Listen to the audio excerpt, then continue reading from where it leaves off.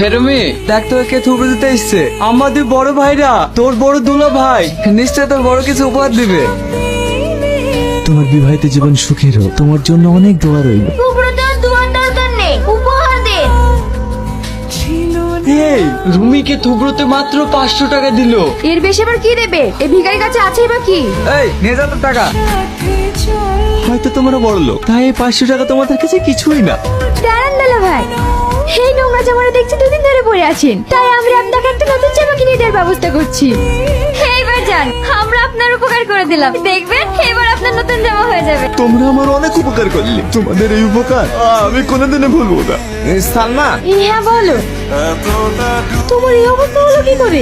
আর বলো না, জামাটা কিনে বেঁধে ছিঁড়ে গেল। সত্যি তুমিও না দেখেও চলতে পারো না, এখন কি পরবা? ও কোনো অসুবিধা নাই, আমি বাড়ি যাচ্ছি। বাড়ি যাচ্ছ মানে?